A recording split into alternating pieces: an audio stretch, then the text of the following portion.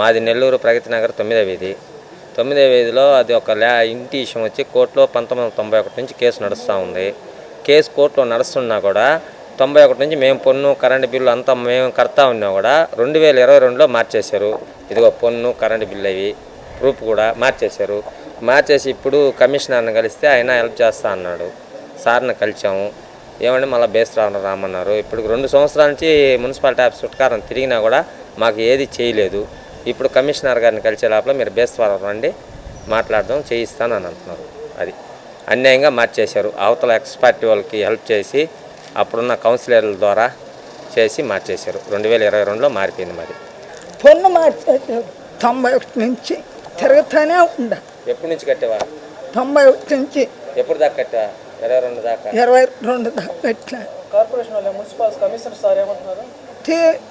ఇస్తానంటున్నాడు పన్ను కనుక్కొని. కోర్టులో కేసు జరుగుతుంది. ఎప్పుడు అవుతున్నారు? వేస్తారు రమ్మన్నాడు. ఇక్కడ ఇంటి పన్ను తొలగిచ్చేసి 2 సంవత్సరాల నుంచి తిరుగుతున్నాము. మాకు ఎక్కడా న్యాయం జరగలేదు. ఇక్కడికి కూడా వచ్చాము. ఇంటి కార్పొరేట్ కాడికి కూడా వచ్చాము. ఆయన ఏమంటాడంటే రేపు అంటున్నారే కానీ అసలు ఏం పట్టించుకోవట్లేదు. సార్ వాళ్ళు ఏమంటున్నారంటే దీన్ని మార్చండి అని చెప్తున్నాడు.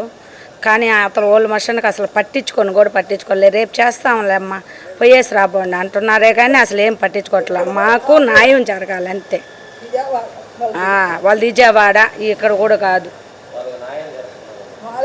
వాళ్ళకే న్యాయం చేస్తున్నారు కానీ అసలు మాకు చేయట్లేదు. అసలు నెల్లూరు మున్సిపల్ కార్పొరేషన్ పరిధిలో ప్రజలందరికీ కూడా ఇంటి పన్నులు కుళాయి పన్నుల క్రమబద్ధీకరణ పేరుతో వేల రూపాయలు అధికంగా విధిస్తూ ఉన్నారు కార్పొరేషన్ అధికారులు. ఖజానా నింపుకోవడమే లక్ష్యంగా నెల్లూరు మున్సిపల్ కార్పొరేషన్లోని 54 వార్డుల్లో 166 ప్రత్యేక టీములను కమిషనర్ గారు మార్చి 7వ తారీఖున ఇంతకుముందు పాతగా ఒక 165 టీములను విధించారు. మరలా ఇప్పుడు వాటిని మరలా రెన్యువల్ చేస్తూ మరో 166 టీముల్ని కొత్తగా ఈ పన్నుల వసూళ్లను వేగవంతం చేయడానికి మరింత ఉధృతం చేయడానికి కమిషనర్ గారు ప్రభుత్వం యొక్క ఆదేశాల మేరకు చేశారు. మేము ఒకటే అడుగుతున్నాం. మేము ప్రజా చైతన్య యాత్రలో ఈరోజు ఇంటింటికి తిరిగి ప్రజలందరినీ కలుస్తున్నటువంటి సందర్భంలో నెల్లూరు సిటీ నియోజకవర్గంలో 28 వార్డులు ఉంటే 28 వార్డుల్లో ఒక్క కొలాయిలో కూడా తాగేందుకు సురక్షితమైనటువంటి మంచినీరు రావడం లేదు. పారిశుద్ధ్యం తీవ్రమైనటువంటి సమస్యగా ఉన్నది. డ్రైనేజీ కాలువలు పూడికలు తీక అస్తవ్యస్తంగా డ్రైనేజీ వ్యవస్థ ఉన్నది. దోమలు స్వైర విహారం చేసి విషజ్వరాలతో ప్రజలు అల్లాడుతూ ఉన్నారు. మౌలిక సదుపాయాలు అనేటటువంటివి కనీస మౌలిక సదుపాయాలు కూడా ప్రజలకు అందుబాటు కావడం లేదు. వాటి మీద ఏ రోజు సమీక్ష కానీ వాటి మీద సంబంధించి చిత్తశుద్ధితో వాటన్నిటినీ ప్రజలకు అందించేదానికి అవసరమైన టీముల ఏర్పాటు కానీ చేయలేదు.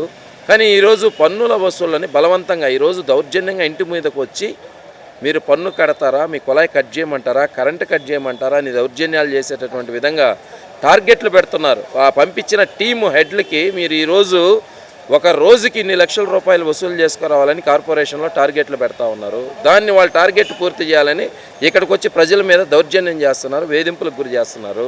అసలు కార్పొరేషన్ కౌన్సిల్ సమావేశంలో ఇంటి పన్నుల పెంపుకు సంబంధించి 54 మంది కార్పొరేటర్లు వాళ్ళు ఏకగ్రీవంగా ఆమోదించారా? వాళ్ళేమో మాకు తెలియదు అంటున్నారు. అసలు ఆ కౌన్సిల్ సమావేశం అజెండాలోనే ఏ చర్చ జరపకుండా ఇంటి పన్నుల క్రమబద్ధీకరణ చేయడం అనేటటువంటిది కార్పొరేషన్ చట్ట విరుద్ధం. భారత రాజ్యాంగం ప్రకారం స్థానిక సంస్థలకి కల్పించబడిన 73, 74వ రాజ్యాంగ సవరణ 73, 74వ ఆర్టికల్ ప్రకారం స్థానిక సంస్థలకు అధికారాలు కల్పించబడ్డాయి. ఈరోజు ఆ అధికారాలన్నింటినీ లాగేసుకొని రాష్ట్ర ప్రభుత్వమే ఇంటి పన్నుల క్రమబద్ధీకరణ ఒక విధంగా కాకుండా భారీగా పెంచడం అనేటటువంటిది ప్రజల మీద ఈరోజు తీవ్రమైనటువంటి భారం మోపడం అనేటటువంటిది అవుతా ఉంది.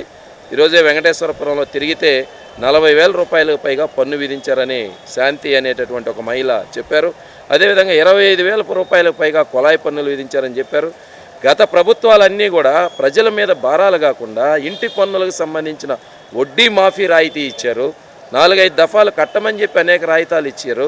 ఇవి గత ప్రభుత్వాల ప్రజల సంక్షేమం మరియు పన్నుల వసూళ్లు రెండు ఆలోచించి చేయడం అనేటటువంటిది నిజమైన సుపరిపాలన. అలా కాకుండా ప్రజల యొక్క బాగోగులు, ప్రజల యొక్క గోడు, ప్రజల యొక్క ఆవేదన ఏమీ పట్టకుండా ఖజానా నింపడమే లక్ష్యంగా చేయడం అనేటటువంటిది ఇది తీవ్రంగా ప్రజలకి చాలా సమస్య అనేటటువంటిది నెల్లూరు నగరంలో నేడు నెలకొని ఉంది.